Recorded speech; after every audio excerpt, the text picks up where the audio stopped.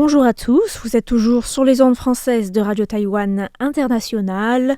Ici Lisa Dufaux pour vous présenter le décryptage de ce vendredi 16 janvier dans lequel je vous propose de revenir sur l'accord commercial conclu hier à Washington entre les États-Unis et Taïwan, un accord qui abaisse de 20 à 15% les droits de douane imposés aux produits taïwanais destinés à l'exportation aux États-Unis.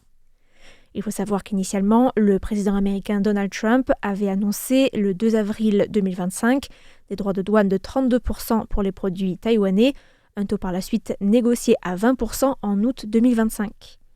Les 15% annoncés hier sont un soulagement pour les secteurs exportateurs de Taïwan, puisque ce nouveau taux s'aligne avec celui imposé aux principaux concurrents de Taïwan, à savoir le Japon et la Corée du Sud, ou encore au taux imposé aux produits de l'Union européenne.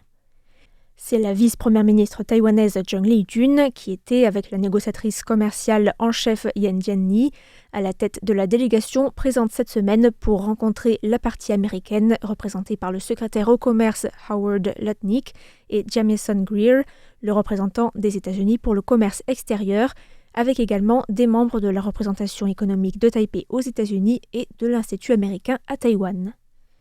Selon le communiqué du gouvernement taïwanais, Taïwan devient, avec cet accord, le premier pays à obtenir le traitement le plus favorable pour ses fournisseurs de semi-conducteurs et autres produits liés aux semi-conducteurs, ce qui devrait, selon Taipei, je cite, « améliorer significativement l'incertitude pour le secteur local des semi-conducteurs ».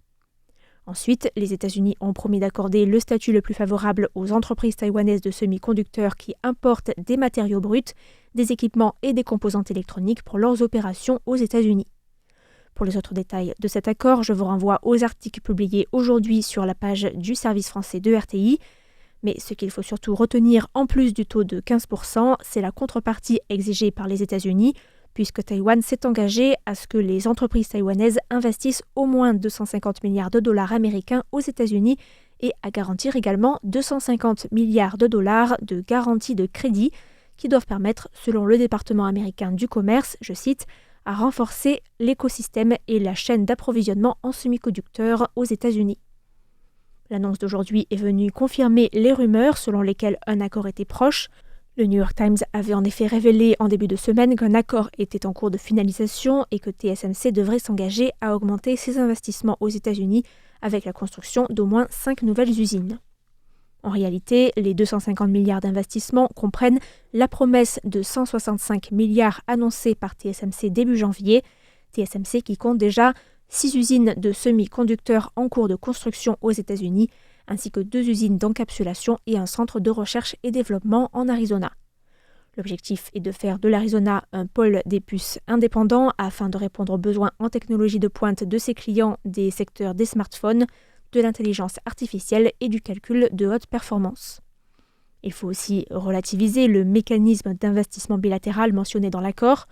selon lequel les États-Unis s'engagent à investir davantage dans les 5 secteurs clés taïwanais, à savoir les semi-conducteurs, l'intelligence artificielle, les technologies de défense, la sécurité et la surveillance, les communications de nouvelle génération et les biotechnologies. On peut penser qu'il s'agit d'une clause qui permet surtout à Taïwan de faire bonne figure, puisqu'aucun montant n'est directement mentionné dans cet accord. En tout cas, le secrétaire américain au commerce, Howard Lutnick, s'est félicité de l'accord dans un entretien avec la chaîne CNBC, déclarant que l'objectif américain était d'amener 40% de la chaîne d'approvisionnement taïwanaise en semi-conducteurs aux États-Unis. Lutnick a également affirmé que la fabrication des semi-conducteurs aux États-Unis était nécessaire à la sécurité nationale du pays, puisque les États-Unis ne pouvaient pas s'appuyer, je cite, sur un pays situé à près de 15 000 km pour nous livrer ces produits essentiels à notre sécurité nationale. Mais si l'on se place d'un point de vue taïwanais, les semi-conducteurs sont aussi essentiels à la sécurité nationale. Le quasi-monopole de Taïwan sur les semi-conducteurs avancés est vu par beaucoup de Taïwanais comme une garantie de sécurité nationale contre une possible invasion chinoise, car si le monde et les États-Unis dépendent de Taïwan, les États-Unis ont plus intérêt à venir en aide à Taïwan en cas de blocus ou d'invasion chinoise. Or, si les États-Unis n'ont plus besoin de l'industrie taïwanaise, cette ambiguïté stratégique prônée par Washington sera-t-elle toujours aussi ambiguë ? Telle est la question. Et l'implantation du géant taïwanais de semi-conducteurs TSMC aux États-Unis est d'ailleurs sujet à débat depuis longtemps à Taïwan. Sur cette question, le gouvernement taïwanais répond en général que TSMC ouvre des usines à l'étranger pour tenter de satisfaire la demande croissante de l'économie mondiale en semi-conducteurs, tout en assurant que Taïwan garde la main sur les puces les plus avancées, qui sont les plus difficiles à produire et qui présentent la plus forte valeur ajoutée.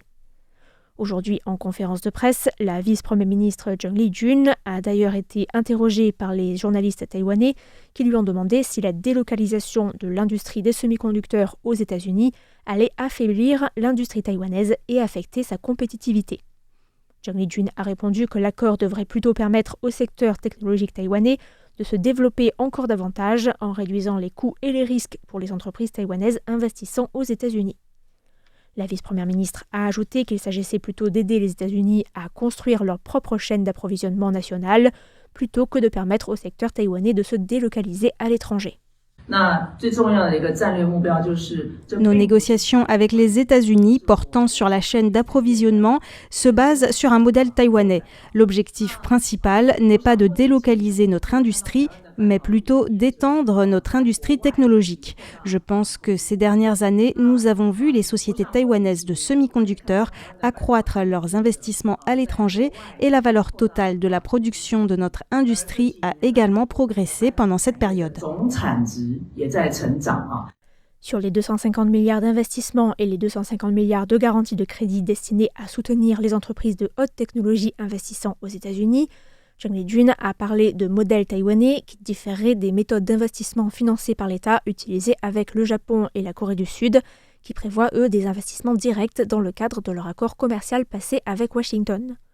Ce modèle taïwanais doit permettre aux industries taïwanaises, selon Zheng Lijun, de s'intégrer à la chaîne d'approvisionnement américaine et à saisir les opportunités commerciales liées à l'intelligence artificielle.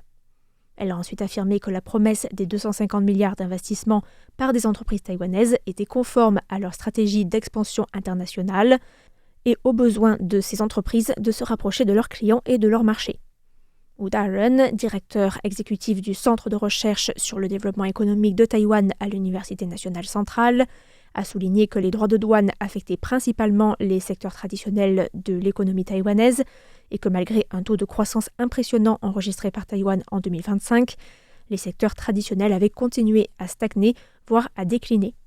Le nombre de personnes au chômage technique a ainsi explosé, passant de 2 à 3 000 personnes en début d'année 2025 à plus de 9 000, témoignant du fait que les droits de douane ont effectivement exercé une pression sur les secteurs traditionnels taïwanais.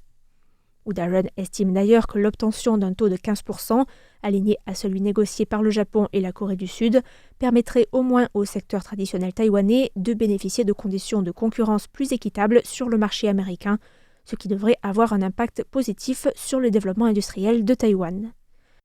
Toutefois, le chercheur a averti sur le fait que le plus grand risque de cet accord résidait probablement dans l'engagement d'investissements massifs aux États-Unis. Toutefois, l'aspect le plus dommageable pour Taïwan pourrait bien être les investissements des entreprises aux États-Unis qui s'élèvent à 250 milliards de dollars. Et le gouvernement s'engage à garantir 250 milliards de prêts également. Y a-t-il un chevauchement ? Je pense que nous pourrions avoir au moins 300 à 400 milliards de dollars d'investissements aux États-Unis au cours des prochaines années. Le chercheur a cité l'exemple de TSMC, qui est l'entreprise taïwanaise la plus compétitive, mais dont les performances à l'étranger ne sont pour l'instant pas à la hauteur.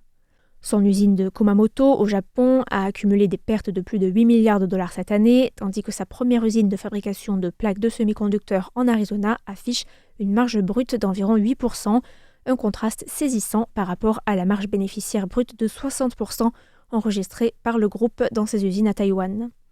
Le chercheur ajoute que d'autres circonstances imprévues pourraient même venir transformer cette faible marge en perte. Wu Daren explique aussi que malgré une capacité limitée de production et le déploiement d'un grand nombre d'ingénieurs taïwanais expérimentés aux États-Unis, le nombre d'ingénieurs taïwanais pourrait, avec la mise en service progressive des 2e et 3e usines du groupe, s'avérer insuffisant,